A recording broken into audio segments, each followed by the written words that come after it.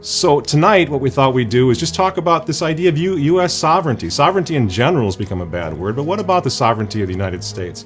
How important are the borders to you and to your family, tight borders? How important is that? Trump says, he makes the argument that no borders basically means no country. And you know what? That's another thing that I happen to agree with Trump on. No borders, no country. And politically speaking, it's pretty simple, really. Trump wants to tighten the borders, as everyone knows, and Grandma Clinton wants to erase them altogether. And with the help of her pals, the usual suspects, Jeffrey Sachs, Al Gore, George Soros, and the rest of the sort of open borders, sustainable development, United Nations wackos, she's going to do it.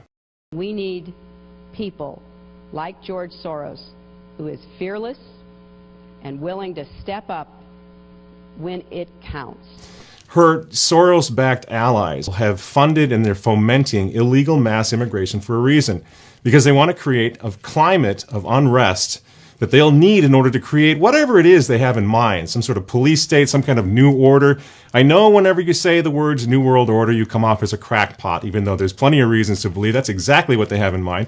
But if you don't like the term New World Order, fine.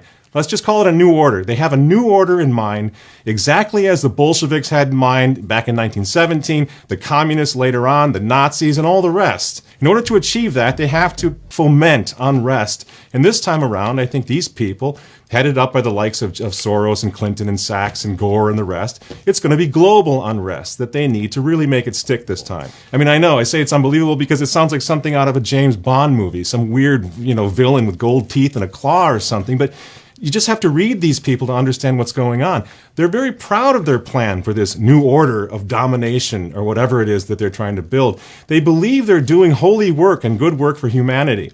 It's not something you need to unearth or run around with a magnifying glass and sleuth out what they're up to. It's really not a conspiracy theory. They're proud of it and they're admitting it.